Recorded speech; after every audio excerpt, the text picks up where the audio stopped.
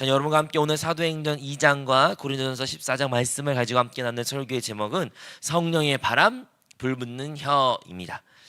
여러분, 우리가 마지막 읽었던 그 고린도 전서의 말씀은 잘 알고 있는 것처럼 사도 바울이 기록했습니다. 근데 이 고린도 전서, 이 사도 바울 같은 경우에는 사실 그는 많은 유대인이 아닌 이방인들에게 전도를 했던 사람입니다.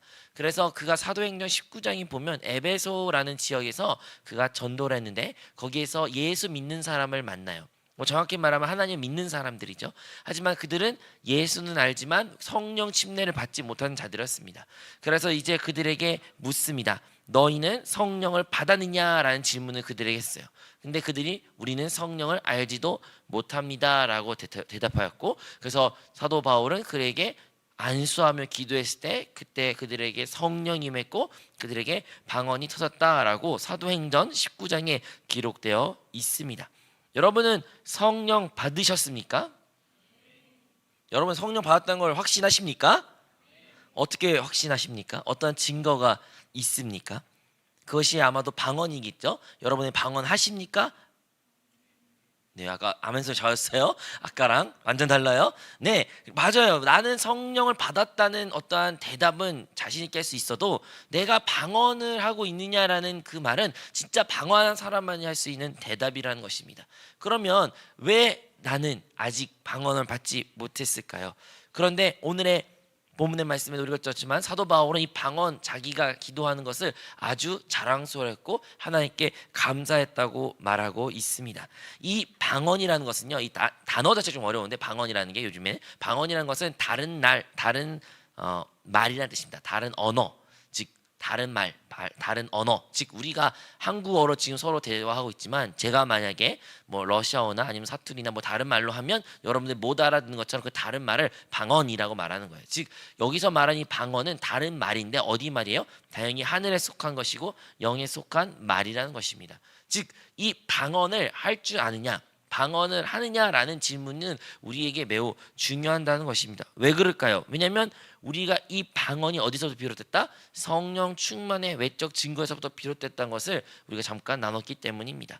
제가 이 말씀을 준비한 이유는 내일부터 시작되는 수련회가 있습니다. 그 수련회 통해서 우리는 간절히 하나님을 만나기를 원합니다. 그런데 어떻게 내가 하나님을 만났냐 안 만났냐, 뭐 찬양 하다가 느낌이 되게 좋았어요. 뭔가 마음이 몽글몽글해졌어요. 뭔가 간질간질했어요. 하나님 만난 건가요? 라고 대답할 수도 있죠. 제가 어떻게 이걸 대답합니까? 만났는지 안 만났는지. 저한테 그렇게 물어보면 목사님 저 이런 느낌이었는데 제가 하나님 만난 거예요 아닌 거예요? 저야 모르죠. 어떻게 합니까? 제가 여러분 하나님 만난지 안 만난지 알 수가 없지 않습니까? 그런데 확실히 말할 수 있는 것은 여러분들이 하나님 즉 성령 침례, 성령 세례를 받았으면 진짜 하나님의 인격적으로 만나고 또 그에게 부르짖었으면 우리에게는 외적인 증거가 나타나는데 그것이 바로 방언이라는 것이에요. 즉 방언을 우리가 하나님한테 선물을 받는 자에게는 그는 하나님을 인격적으로 만났다라고 우리는 말할 수가 있는 것입니다. 이렇게 에베소서 교회에 그러한 성령 침례, 즉 방언을 말하는 역사가 나타난 것처럼 이 이야기는 2000년 전에 그 에베소 교회에 국한된 이야기가 아닙니다. 방금 전에 읽었던 사도행전 그 예루살렘에 국한된 이야기가 아닙니다. 바로 오늘 이 자리에도 일어날 수 있는 일이며 또한 내일 우리의 수련회 가운데서도 반드시 일어날 것입니다. 여러분이 그것을 체험하기를 원하십니까? 체험하기 원하시면 오늘 말씀을 한번 깊이 들으시고 묵상하시면서 반드시 방언을 받고 다시 한번 그리스도 예수 안에서 능력 있는 그리스도인이 되기를 주님으로 축복합니다. 왜 방언이 중요하냐, 아니면 성령 침례가 왜 중요하냐? 왜냐하면 우리 믿는 그리스도에겐 이러한 질문이 항상 따라 붙습니다. 무슨 질문이냐면 하나님은 살아계신 거 알겠는데 그런데 지금은 잘 모르겠어요. 느끼지가 않아요. 있는 것 같기도 하고 없는 것 같아요.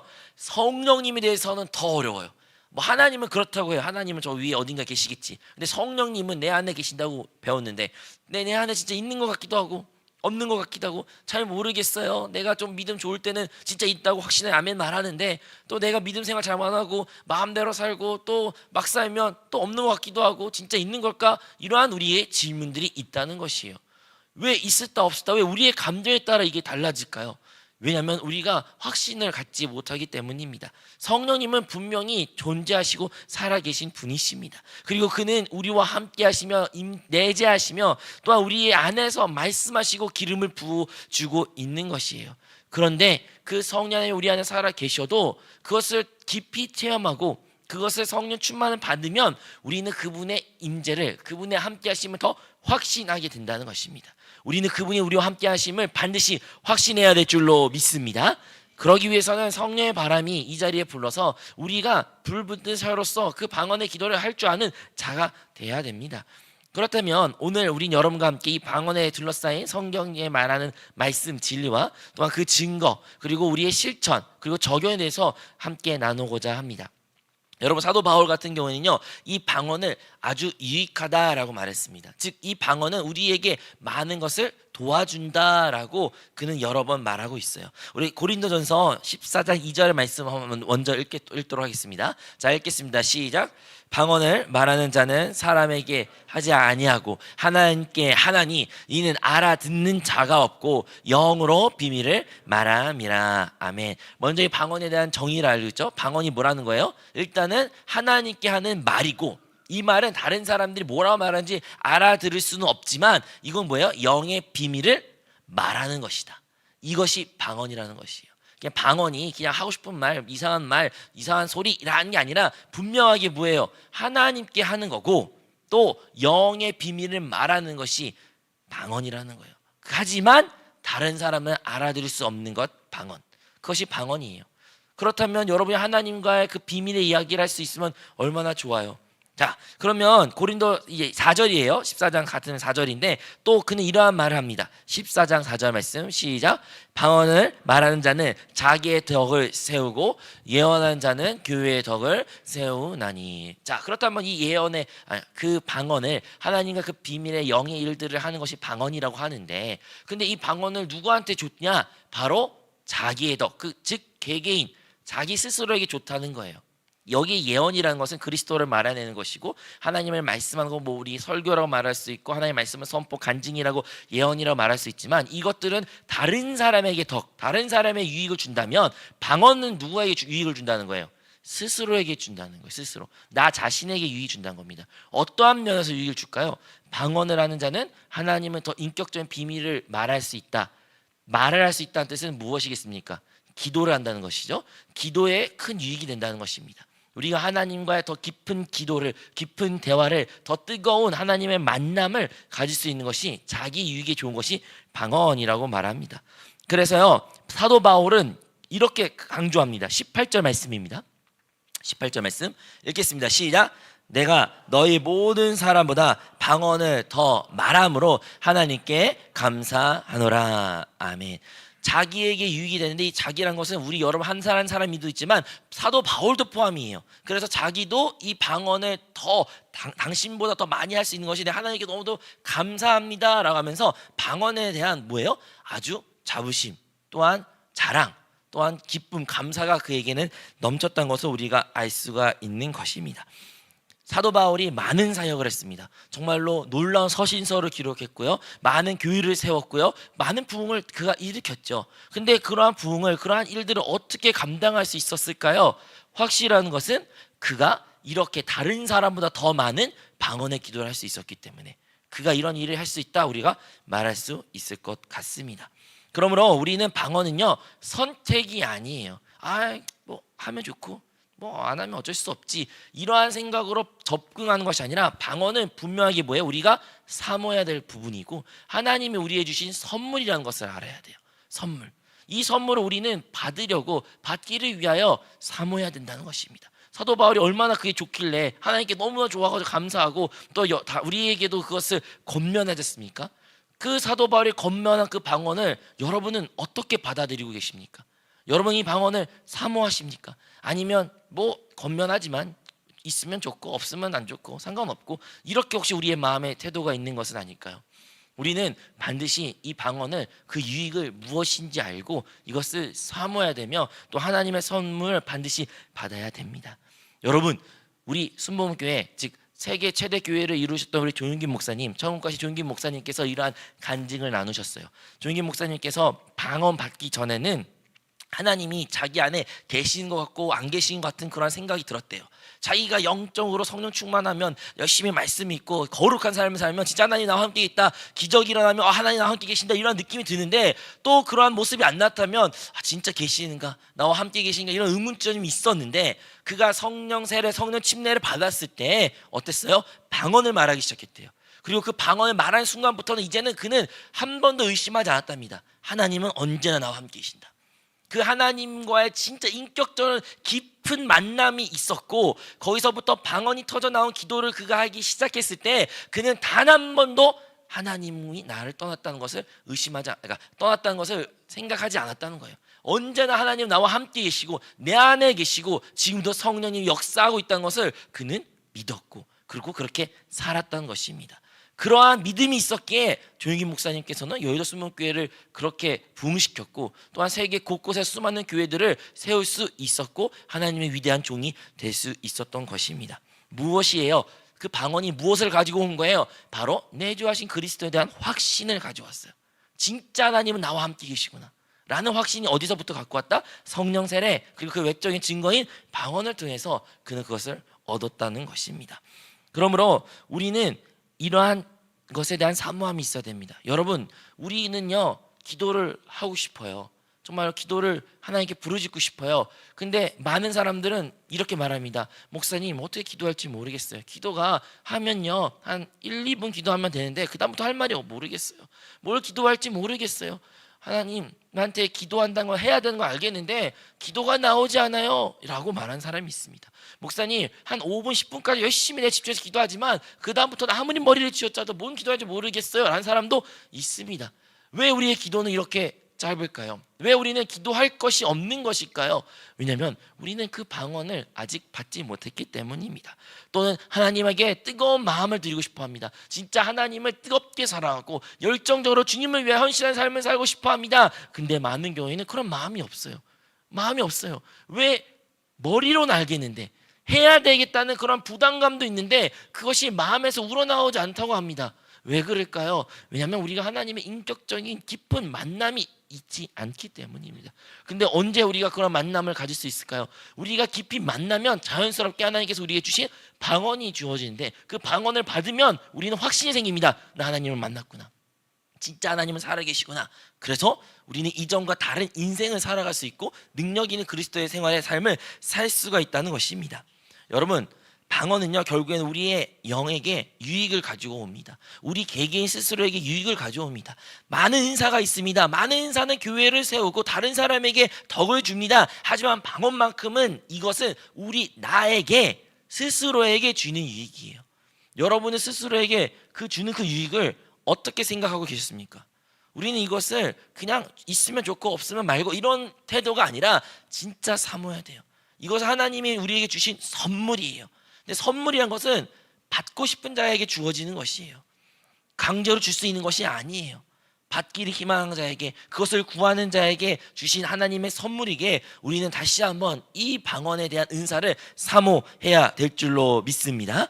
여러분, 이 방언을 하면 하나님과의 그 비밀의 언어를 갖는 것이고 하나님과의 깊은 관계를, 비밀스러운 기도의 통로를 우리가 얻을 수 있다는 것입니다. 그렇다면 이 방언이 이런 좋은 걸 알겠는데 그러면 어떻게 받았냐, 언제 이 방언을 우리가 받을 수 있냐, 그것을 우리가 한번 보려고 하는데요. 이 방언 같은 거냐, 사도행전은 기속적으로 언제 받냐 나오냐면 사람들이 모여서 기도할 때 방언이 터졌다라고 분명히 말하고 있습니다. 우리가 잘 알고 있는 것처럼 오늘 본문의 말씀에 기록된 것처럼 오순절 마가다락방에서 어떻게 돼요? 성령이 임했어요. 성령이 있어요. 강한 바람이 임했고 불의 혀와 같은 것이 그들 가운데 임했을 때 그들이 어떻게 됐어요? 기도하고 방언했다라고 성경에 기록되어 있는 것입니다. 우리 다시 한번 읽어볼까요? 사도행전 2장 4절의 말씀입니다. 사도행전 2장 4절 말씀 시작. 그들이 다 성령의 충만함을 받고 성령이 말하게 하심을 따라 다른 언어들로 말하기를 시작하니라. 이것이 방언이에요. 방언. 즉 그들의 방언을 언제 받았냐? 순서로 따지면 뭐예요? 성령의 말하심을 따라 기도하니 방언이 나왔는데 그 성령의 말하심을 따라는 언제 일어난 거예요? 성령이 충만할 때.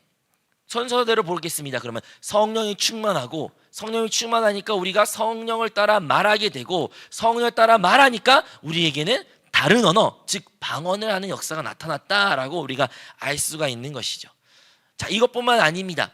우리 고넬료 집에 이제 베드로입니다. 베드로는 유대인으로서 이 예수님 믿는 그 복음은 유대인에 국한되었다고 믿었지만 하나님께서 베드로에게 환상을 보여주면서 유대인이 아닌 이방인들, 즉 이방신들을, 다른 우상들을 섬겼던 사람들에게도 복음이 전파돼야 한다는 환상을 보여주시면서 베드로가 이제 이 고넬료라는 이방인 집에 갑니다. 거기에서 온 가족이 모여서 베드로를 기다렸는데 이곳에서 베드로가 복음을 전하죠. 복음을 전하고 그들이 회개하고 그리스도를 영접했을 때, 그들에게 안수하며 기도했을 때 무엇이 임했어요? 성령이 임했다고 기록되어 있고, 뿐만 아니라 그들이 방언을 하기 시작했다라고 말합니다. 자, 그러면 왜 저들이 성령 임했다고 알 수가 있을까요? 어떻게 알았을까요? 우리도 알겠지만 여러분, 성령 눈에 보이지 않습니다. 성령은 우리가 만질 수도 없습니다. 그런데 어떻게 그들은 이방인에게 성령 임했다고 단호하게 말할 수 있었던 것일까요? 베드로 나중에 예루살렘 와서도 이것을 항변하거든요. 내가 어쩔 수 없이 한 것이다. 내가 원해서 이방인들을 만나가지고 그들에게 이렇게 만나서 일을 나눈 것이 아니라 하나님께서 나를 보내셨고, 또 그들이 우리가 받았던 성령을 받았다. 그래서 우리는 이것을 멈출 수 없고 이방인의 복음을 전해야 된다라고 그가 항변해오는데, 어떻게 그들이 하나님 성령을 받았다는 것을 단호하게 아주 말할 수 있었던 것일까요? 왜냐하면 그들이 무엇을 했기 때문에? 방언으로 말했기 때문에. 우리가 말했던 그 방언을 이 사람들도 하더라. 근데 이 방언은 반드시 뭐예요? 성령이 충만할 때 나타난 증상이기 때문에, 나타난 외적 현상이기 때문에 이들은 반드시 성령 충만 받았다. 우리가 아는 그 성령으로 그들도 성령으로 충만함을 체험했다라고 베드로가 말하는 것입니다. 이방인과 유대인, 그들은 완전히 구별된 사람들이었습니다. 하지만 그들을 하나로 만든 분이 성령님이셔요. 근데 이 성령님이 어떻게 그들이 하나 됐다는 것을 증명하고 보여줬습니까? 바로 그들이 방언으로 기도함으로써 말미암아, 성령이 이방인과 유대인들에게 구별된 것이 아니라 하나로서 묶는구나 라는 것을 보여줬던 것이에요. 이것은 고넬료 사건에서 끝나는 것이 아닙니다. 아까 우리가 처음에 말했던 것처럼 에베소에서 그 19장 나왔던, 사도행전 19장 나왔던 에베소 사건도 동일합니다. 그 에베소에서는 예수님에 대한 이야기에서도 성령에 대해서 알지 못했기 때문에 침례 요한의 침례만 받았지 성령 세례를 받지 않았기 때문에, 거기서 사도 바울이 안수하고 기도했을 때 거기도 에베소에 뭐가 임했어요? 성령이 임했고, 성령이 임하니까 방언을 말하기 시작하더라라고 성경에 기록되어 있습니다.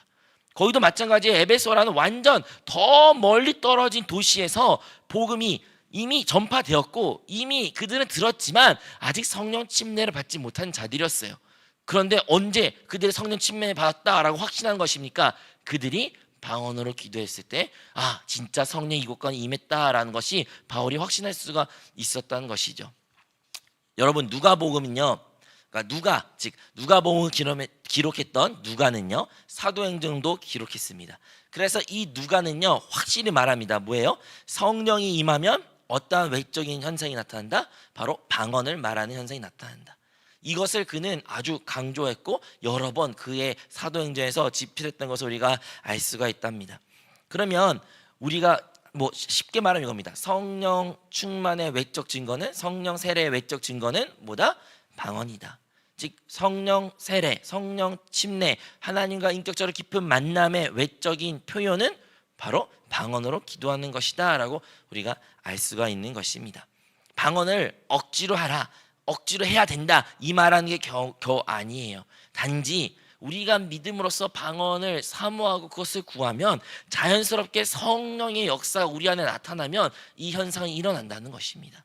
우리가 성령님 충만하기를 원합니다, 성령님 인격적으로 주님을 만나고 싶습니다 라고 말합니다. 그런데 여러분, 만난지 안 만난지, 성령으로 충만한지 안 했는지 어떻게 아냐고요? 그냥 감정, 느낌, 생각으로 판단해서는 아니라는 거예요. 그렇게 판단할 수도 있죠. 하지만 확신이 없습니다. 우리에게 분명한 확신이 있어야 됩니다. 어떻게 할 수가 있나요? 바로 우리가 성령 세례를 받으면, 성령 침례로 우리 자신을 성령 충만함을 체험하게 되면 뭐가 나타나요? 방언으로 말하는 역사가 나타난다라고 사도행전에서는 계속 말하고 있는 것입니다. 사도행전의 모든 성령 침례 사건에는 뭐가 따랐어요? 방언이 따랐어요. 그리고 그 역사는 2000년 전에 그치는 것이 아니라 오늘날에도 일어나고 있습니다. 이러한 통계가 나왔습니다. 많은 교회가 성령 침례에 대해서 말합니다. 성령의 중요성 많이 말합니다. 하지만 방언을 강조했던 교단이 있고요, 아니면 교회라고 말할까 쉽게, 교회가 있고요, 방언을 그렇게 강조하지 않는 교회가 있습니다. 아니요, 아예 방언돼서 말하지 않는 교회가 있어요. 그 두 교회가 이렇게 두 부류가 있는데, 옛날에 한 1990년대죠. 1990년대쯤에 그 1900년도에 20세기에 들어오면서 이 두 부류가 있는데, 어떠한 교회가 부흥된지 아십니까? 압도적으로 셀 수 없이 한 20배, 50배 차이로 이 성령 침례는 방언과 함께한다라고 말하는 곳에서 엄청난 부흥을 가지고 있다는 거예요. 이게 좀 더 쉬운 말로 오순절 교단이라 말하거든요. 오순절 교단. 즉 그 오순절 날에 성령이 임했고 방언의 역사가 나타났고 방언을 강조했던 그 교회에서는 뭐가 나타났던 거예요? 성도들이 부흥됐다는 거예요. 근데 부흥이라는 것이 더 많이 모였고 더 많이 예수님을 믿었다라는 뜻인 건데, 어떻게 왜 방언을 강조하는 사람보다 방언을 강조했던 그 교회에서 더 많이 모였을까요? 이상하잖아요. 보기에 좋지 않잖아요. 미친 사람 같잖아요. 거부감이 들잖아요. 근데 왜 그 교회들이 더 부흥될까요? 이상하죠. 그런데 그들이 부흥할 수 없는 것은 그들에게 뭐가 있는 거예요? 확신이 있다는 거예요. 하나님은 살아계신다. 진짜 하나님이 있는 거구나. 하나님은 그냥 이상과 생각과 그냥 좋은 것으로 그냥 종교적인 것이 아니라 진짜 실제하신 분이시구나 라는 것을 이 방언 체험을 통해서 그들은 그것을 체험했던 것입니다. 그렇기 때문에 비록 외적으로 그리고 뭐랄까요, 되게 보기 좋지 않고 또 안 좋은 이야기를 많이 들을지라도 이러한 오순절 교단이 나날이 부흥되고 있고, 그리고 전 세계의 가장 큰 교단은 오늘날 오순절 교단입니다. 그리고 지금도 아프리카에서는 수많은 그 오순절 교회에서, 남미에서도 그 오순절 부흥 역사는 이어지고 있습니다. 우리나라에서도요, 조영기 목사님께서 이 방언, 즉 오순절 교단으로서 강조했을 때 한국에서 가장 큰 교단을 넘어서 세계에서 가장 큰 교회로 부흥할 수 있었던 것이에요. 무엇을 강조해서? 방언을 항상 강조했던 것입니다. 이렇게 방언에 우리에게 유익을 많이 줍니다. 그렇다면 우리는 이렇게 방언을 이제 받기를 원하고, 방언을 하면 이런 좋은 것들이 있고, 그래 한번 성령 충만을 체험하고 싶은데 그러면 방언을 내가 한번 구해봐야겠다 했는데, 어떻게 우리가 얻을 수 있다고 했죠? 첫 번째는 사모해야 되고, 또한 기대를 해야 됩니다. 사모해야 돼요. 방언에 대한 사모함이 우리가 반드시 있어야 됩니다. 여러분이 사모하고 여러분이 그것을 구하면요, 하나님께서는 반드시 그것을 허락해 주십니다. 그런 믿음 있으십니까? 누가복음 11장 13절에 이런 말씀이 기록되어 있습니다. 함께 읽겠습니다. 시작. 너희가 악할지라도 좋은 것을 자식에게 줄 줄 알거든 하물며 너희 하늘아버지께서 구하는 자에게 성령을 주시지 않겠느냐 하시니라. 아멘. 우리 하나님께서 뭘 주신다고요? 성령을 주신대요. 누구에게? 구하는 자에게. 하나님 아버지께 구하는 자마다 성령을 주신다는 것입니다. 여러분, 그런데 우리가 이 성령 충만, 성령의 그 정말로 우리를 압도하는 그 느낌을, 그 체험을 왜 못했을까요? 우리가 구하지 않았기 때문이에요. 우리가 하나님 아버지께 구하지 아니하기 때문에 그것을 얻지 못한 것입니다. 하지만 구하는 자에게는 하나님께서는 주신다는 거예요. 하나님께서 주신다는 거예요. 여러분, 마태복음 다른 마가복음 같은 경우는 이 똑같은 말씀을 어떻게 말하냐면 하나님 아버지께서 구하는 자에게 좋은 것으로 주시지 않겠느냐라고 말합니다. 좋은 것, 즉 좋은 것에서 그 언어적 의미는 가장 좋은 것으로 주시지 않겠냐라는 거예요. 근데 누가복음에서는 그 좋은 것이 더 실제화시켰죠. 그게 뭐라는 겁니까? 성령이라는 거예요. 즉 하나님께서 우리에게 가장 좋은 것을 주기를 원하셔요. 우리 생각에는 가장 좋은 게 뭐예요? 돈일 수도 있고, 막 몇십억짜리 집일 수도 있고, 나의 꿈이 이루어진 것일 수도 있고, 내가 사랑한 저 사람과 결혼하고 가정을 꾸리는 것일 수도 있습니다. 우리는 인생에 가장 좋은 것이 그거라고 생각하지만 하나님의 보시기에 가장 좋은 것은 무엇이라는 거예요? 성령이라는 거예요. 성령으로 충만케 하는, 성령 세례를 받는, 그 성령과 인격적으로 만남을 갖는, 그 만남을 가져서 곧 방언을 말하는 그 하나님의 선물, 은사를 하나님이 우리에게 주시기를 원하시는 것입니다. 근데 누구에게 준다는 거예요? 구하는 자에게. 그것을 구하는 자에게 하나님께서는 반드시 주신다는 것을 우리는 기억해야 됩니다. 그러므로 우리는요, 사모해야 돼요. 무엇을? 이러한 신령한 것들을. 우린 이러한 신령한 것들을 우리는 사모해야 됩니다. 고린도전서 14장에는 이런 말씀이 있습니다. 사랑을 추구하되 신령한 것을 사모하라 라고 말합니다. 여러분, 우리는 사랑을 추구한 말을 너무나도 쉽게 받아들입니다. 너무나 다양한 것 같아요. 맞아요. 사랑을 추구해야죠. 사랑해야죠. 사랑은 좋은 것이죠. 예수 믿는 사람은 하나님은 사랑이시고 다 사랑해야죠. 맞아요. 그런데 사도 바울은 사랑을 추구하되 또 뭐라는 거예요? 신령한 것을 사모라는 거예요. 여러분이 그렇게 사랑을 강조한다면 또한 그와 못지않은 또 뭐를 주님께 사모해야 되는 거예요? 신령한 것, 영에 속한 것들을 우리는 사모해야 된다는 것이에요. 근데 이게 영에 속한 것이 가장 근본적인 것이 무엇입니까? 바로 성령 세례, 성령 침례, 바로 하나님의 은사, 하나님의 그 방언을 우리는 사모해야 될 필요가 있다는 것입니다. 우리가 사도 바울 같은 경우는요, 그 방언으로 인해서 사실 교회 질서에서 좀 무너지거나 아니면 보기 좋지 않고 좀 이렇게 혼란스러운 모습도 없지 않아 있었습니다. 그래서 사도 바울 같은 이 바울을 공예배 때는 하지 말고, 하지만 이 방언 자체를 금하지 말라라고 말합니다. 네, 방언이 누구에게는 불편할 수도 있고 누구에게는 그것이 별로 받아들이지 않을 수도 있고 그것을 왜 할까라는 의심도 들 수도 있습니다. 또 누구는 신라에 비판한 사람도 있어요. 하지만 사도 바울은 확실한 것은 이 방언을 금하지 말라는 거였어요. 금하지 말라. 아주 적극적으로 이것을 못하게 막지 말라라는 뜻이에요. 반대로 할 수 있으면 하면 좋다라는 의미로 사도 바울은 우리에게 말하고 있습니다. 그 좋은 것을 여러분은 구하십니까? 우리는 구했습니까? 아니면 아예 그것을 잊고 살았습니까? 우리는 이 좋은 것을 다시 한번 하나님께 구할 필요가 있는 것입니다. 여러분, 방언은요, 내 안에 성령님이 함께 계심을 뭐예요? 확신을 심어주는 것이에요. 방언은 우리의 기도를 어떻게 해요? 불을 지펴지는 것이에요. 방언은요, 우리 하나님을 향한 뜨거운 사랑을 회복시켜주는 것입니다. 우리가 이 방언에 대한 다시 한번 뜨거운 마음을 회복해야 됩니다. 우리 양병철 담임 목사님께서 여러분 잘 아시겠지만 1991년도에 카자흐스탄, 그 소련이라는 나라가 무너지고 나서 처음으로 선교사로 가게 되었습니다. 그 선교사에 가니까 아무도 예수를 믿지 않았죠. 여러분이 잘 모르시겠지만 소련이라는 옛날의 공산 국가는 하나님을 부정했습니다. 모든 교회를 다 무너뜨렸고요, 신은 없다고 말했습니다. 그러한 것이 공산주의인데, 그 공산주의가 무너지자마자 담임 목사님께서 이제 복음을 들고 그 가운데 예수가 하나님이심을, 예수가 그리스도이심을 선포하셨죠. 그래서 그 이야기 듣고 성도들이 모이기 시작했습니다. 모이니까 자연스럽게 뭐 예배도 드렸고 또 뭐가 있겠어요? 양육도 하고 설교도 하고 성경 공부도 했습니다. 너무나 좋아요.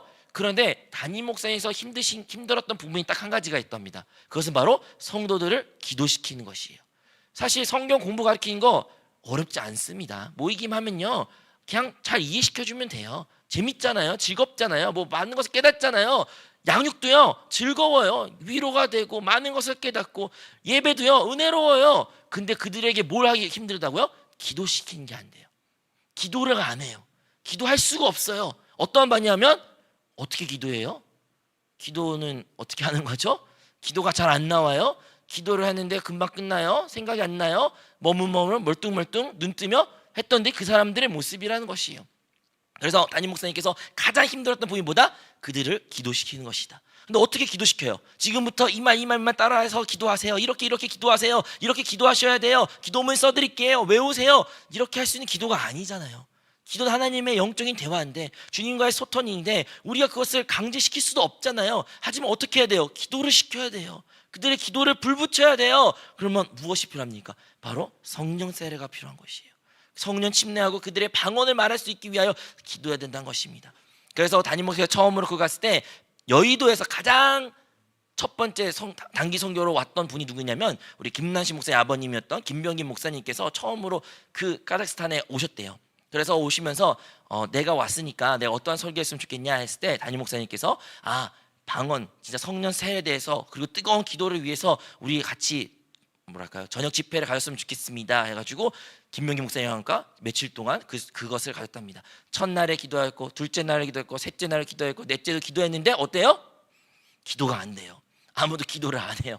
불붙지가 않아요. 별로 그렇게 완전 미지근해요. 반응이 아무도 없어요. 그럴 수밖에 없죠. 3, 40년, 50년 인생 동안 한 번도 기도 안 해본 사람들인데 뭐 하루아침에 그들이 기도를 잘 하겠습니까? 기도란 분위기를 알겠습니까? 외국인들이 와가지고 막 소리지르고 기도하는데 그들이 그것에 동요되겠습니까? 아무것도 안 되죠. 그런데 그들은 포기하지 않았습니다. 그런데 마지막까지 기도했는데 마지막까지도 되지 않았어요. 담임 목사님이 말씀하셨더라고요. 이제 끝났다. 안 되나 보구나. 어쩔 수 없지 뭐 다음에 해야지 라고 생각하는 그 순간에 그래도 한 번 더 그들을 위해서 성령 침례를 해서 부르짖고 기도했을 때 뭐가 임했어요? 성령이 임했는데 어떻게 알았다? 그들이 방언하기 시작했다는 거예요.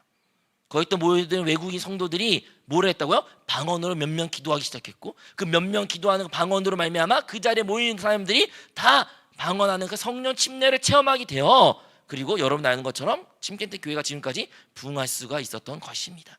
성령의 바람이 그것이 불기 시작했다는 것이에요. 무엇으로 말미암아? 기도를 통해서.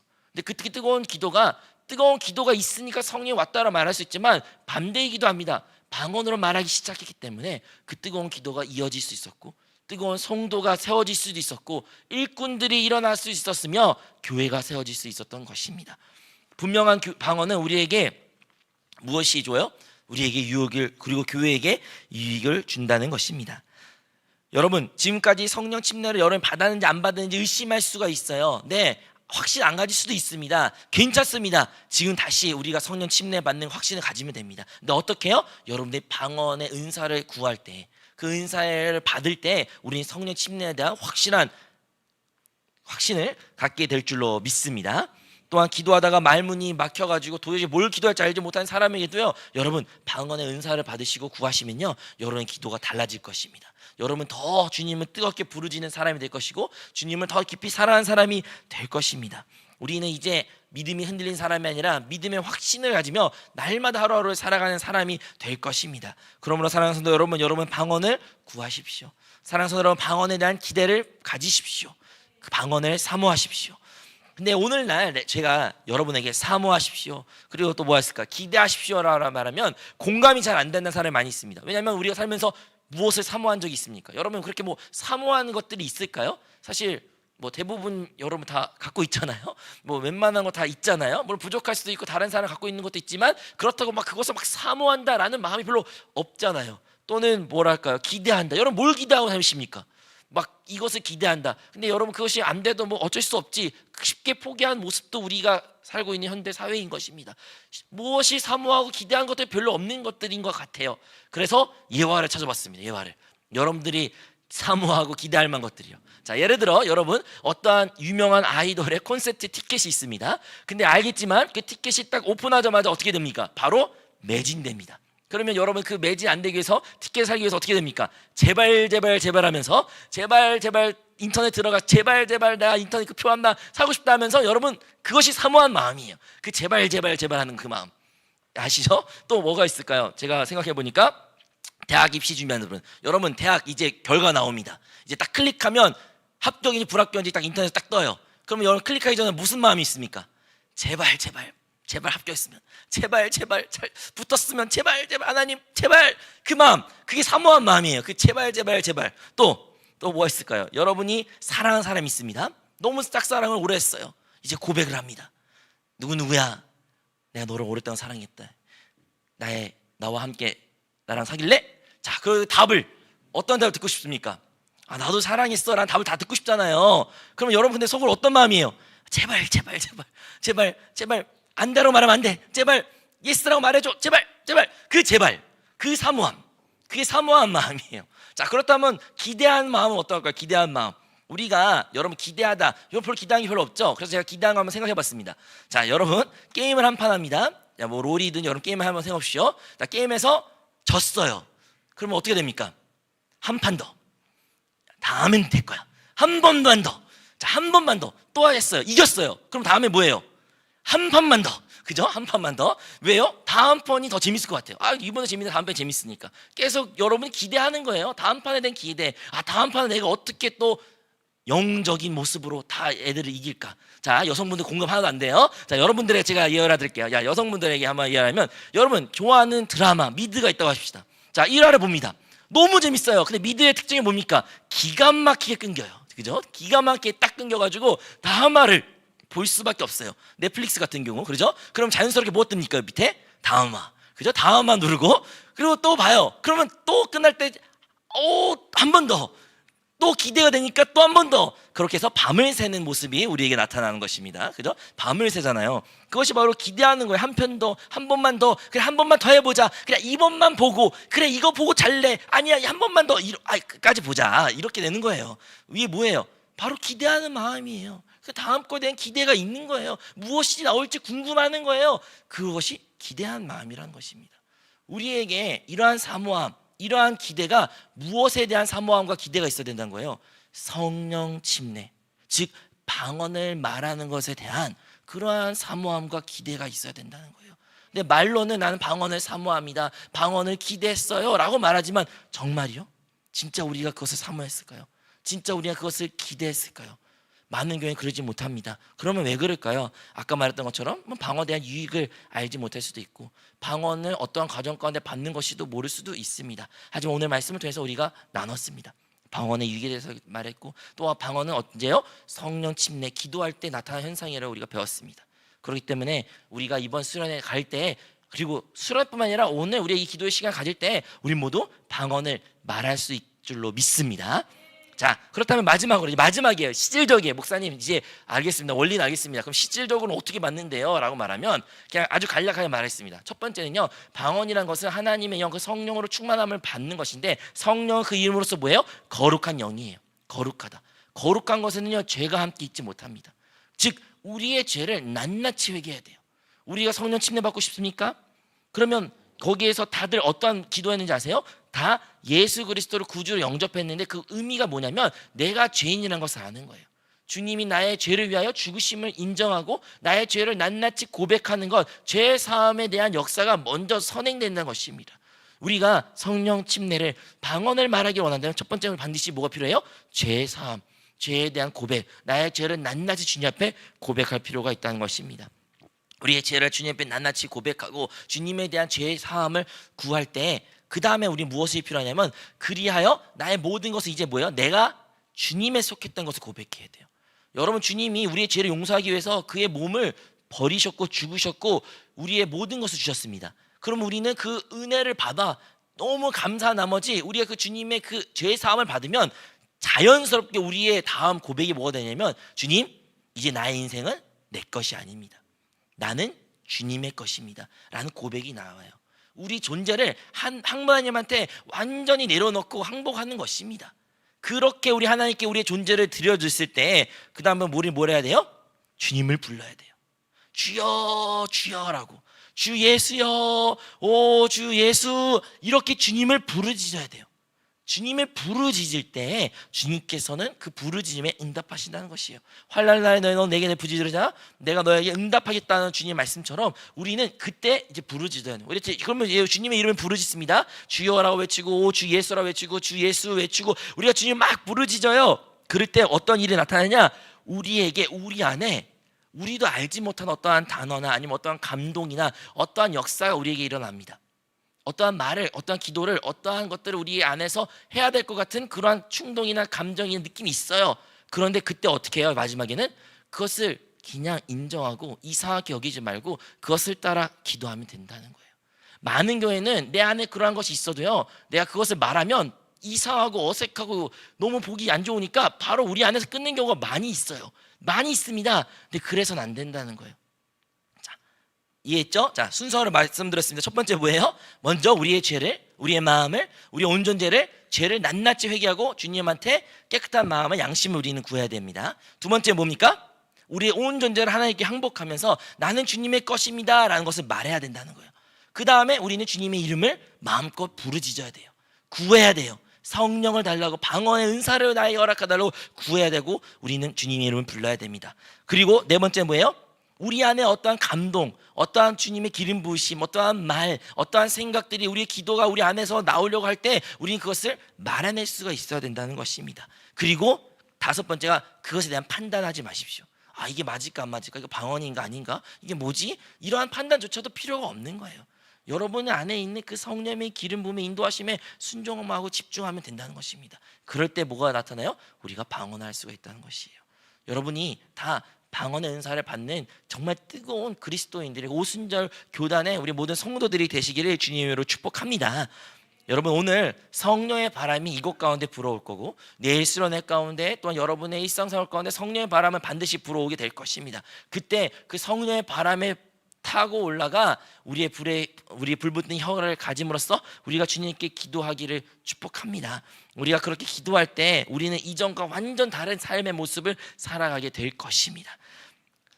오늘 사도행전 2장 4절에 기록되어 있습니다. 그들이 다 성령의 충만함을 받고 성령이 말하기심을 따라 말하더라 라고 말합니다. 오늘 우리가 다시 한번 통성을 기도할 때 성령의 충만함을 받고 우리 안에 성령님이 말하심이 있으면 그 말하심을 따라 기도하는 우리 모든 성도가 되시기를, 이번 수련회가 되시기를 예수님의 이름으로 축복합니다.